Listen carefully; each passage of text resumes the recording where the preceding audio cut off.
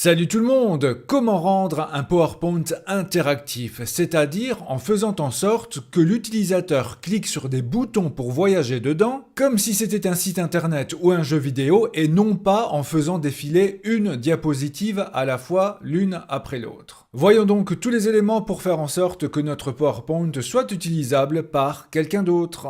Alors ici, j'ai tout d'abord créé une diapositive de sommaire ou de menu en quelque sorte, avec différentes formes ou zones de texte qui nous serviront de boutons. En clair, le but c'est que si je clique sur le bouton Jeu 1, ce soit le premier jeu qui apparaît, Jeu 2, celui-ci, puis Jeu 3, puis Jeu 4. Commençons avec le jeu 1, donc je vais sélectionner la forme ou la zone de texte, cela peut marcher avec tout objet, une image, icône ou autre, et quand c'est sélectionné, je vais dans Insertion, et ensuite, dans la partie lien, j'ai un bouton Action avec une petite étoile. Et ici, deux catégories. Première catégorie, que se passera-t-il si je clique avec la souris sur le bouton? Deuxième catégorie, que se passera-t-il si je pointe sur le bouton sans cliquer? Donc plein de possibilités, mais dans le cadre de ce tuto, je vais m'intéresser à la partie clic. Alors, action suite à un clic. Je vais donc créer un lien. Et ici, il me propose par défaut vers la diapositive suivante. Cela tombe bien, car c'est bien la deuxième diapositive. Je clique sur OK, testons cela en plein écran. Je remarque que mon bouton devient cliquable car le curseur se transforme en une main, contrairement aux autres. Je clique sur jeu 1 et c'est bien ce jeu-là qui apparaît. Pour le jeu 2, je clique donc sur la forme, insertion, action. Je vais donc créer un lien hypertexte, je déroule la liste et là j'ai donc plusieurs choix. Diapo suivante, précédente, la toute première, la toute dernière. Mais ici je suis un peu embêté car je n'ai pas la troisième. Dans ce cas-là, pour prendre une autre diapositive, il faut aller dans diapositive 3 petits points. Et là vous avez toute la liste et vous pouvez donc choisir celle qui correspond. Ici pour moi c'est la troisième. Je clique sur OK et encore OK. Et en plein écran, si je clique sur Jeu 2, c'est bien cette diapo-ci. Vous avez compris le principe, je vais donc en faire de même pour le jeu 3 et le jeu 4, en sachant que pour lui, je vais pouvoir choisir dernière diapositive dans la liste, ou diapositive 3 petits points et la cinquième, puisque c'est la cinquième, on le voit dans mes miniatures ici à gauche. Voilà qui est fait. Alors attention, si vous utilisez les actions, il faut toujours faire en sorte que votre utilisateur ne soit pas perdu dans votre programme. Si par exemple je fais mon jeu 3 et ensuite voilà, je fais le jeu, c'est super, mais ensuite eh bien je suis bloqué, c'est dommage. Voilà pourquoi ici j'ai créé une zone de texte retour à l'accueil et donc pour cette zone de texte je vais mettre une action qui mène un lien vers la première diapositive qui est donc mon sommaire. Ok. Et ce qui serait chouette, c'est que j'ai le même bouton sur chacune de mes diapositives, alors pas besoin de recommencer le travail à chaque fois. Ici, je vais copier mon bouton qui contient l'action, donc par exemple, clique avec le bouton droit, copier, et ensuite il me suffit d'aller sur les autres diapositives et de faire, par exemple, accueil coller, il se colle au même endroit, ou pourquoi pas, avec le raccourci clavier, on laisse CTRL enfoncé et on appuie sur V, CTRL plus V, CTRL plus V et ainsi j'ai à chaque fois le même bouton.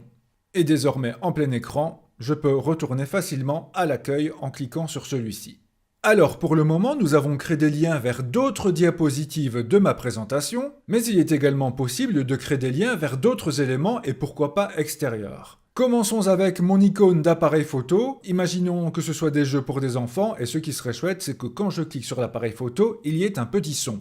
Je le sélectionne, insertion, action, et là je vais choisir, cliquer avec la souris, activer un son, et PowerPoint nous propose une petite liste de différents sons qui ne sont pas de grande qualité. Je vais prendre ici appareil photo, OK, et désormais si je clique sur l'appareil, cela peut être chouette dans certains cas. Et si vous désirez importer votre propre son, c'est possible en allant dans Autre son, mais le son ne pourra être qu'au format WAV, W-A-V. Vous voyez qu'il est possible aussi d'animer le clic, voyons la différence. Si je coche, OK, et ici si je clique, tant que je laisse enfoncer le bouton, vous voyez qu'il y a une sorte de cadre qui apparaît, alors que si je fais cela pour l'un de mes autres boutons, là, je laisse enfoncer, rien n'apparaît, pas de cadre. C'est un détail, mais vous voyez désormais à quoi cela sert. Alors comment faire un lien vers un élément extérieur? Exemple, ici j'ai le bouton Règles et je voudrais que cela ouvre un fichier sur mon ordinateur si je clique dessus. Je sélectionne mon bouton, Action, et là dans la liste, un lien vers, pourquoi pas une autre présentation PowerPoint ou aussi un autre fichier. Considérons que mes règles du jeu soient dans ce fichier image-là, je le sélectionne, OK, et si je clique sur Règles, cela ouvre mon image. C'est parfait, pourquoi pas un fichier Word, un fichier PDF, tout est possible. Autre exemple, au lieu d'ouvrir sur un fichier, j'aimerais que cela ouvre mon navigateur et un certain site internet. Donc Action, plutôt que ce lien-là, je vais choisir cette fois-ci URL. Et là, il suffit de taper ou de coller le lien vers le site internet en question. Ici, je vais mettre cette chaîne YouTube. Voilà, je clique sur OK. Et maintenant, si je clique sur Règles, cela ouvre bien mon navigateur avec le site demandé.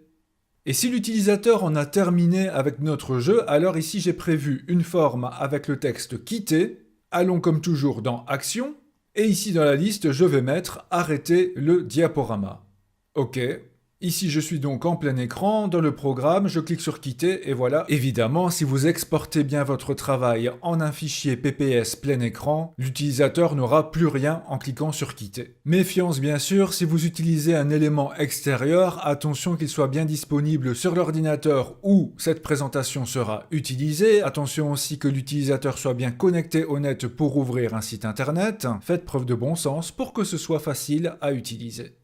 Attention tout de même, il y a un petit piège avec cette méthode-là. Si maintenant l'utilisateur clique en dehors des différents boutons, par exemple ici au milieu, problème, PowerPoint passe automatiquement à la diapositive suivante, comme dans une présentation tout à fait classique. Or le but ici est de se déplacer dans le PowerPoint uniquement avec les boutons. Pour éviter ce problème-là, allez dans l'onglet Diaporama, ensuite configurer le diaporama, et là, dans Type de diaporama, plutôt que présenté par un présentateur, nous allons choisir Visionner sur une borne plein écran. OK. Et quand nous faisons cela, désormais, impossible de cliquer en dehors des boutons, rien ne se passe si je clique sur la partie noire. Par contre, si je clique sur le bouton, là, ça fonctionne très bien. Grâce à ces outils, vous pourrez facilement créer des PowerPoint interactifs et pourquoi pas aussi des petits jeux. Et si vous voulez quelques exemples de jeux, allez voir dans la playlist PowerPoint de cette chaîne. Il y en a plusieurs et si vous appréciez ce travail, merci de laisser un petit commentaire sympa. Je vous dis à très bientôt.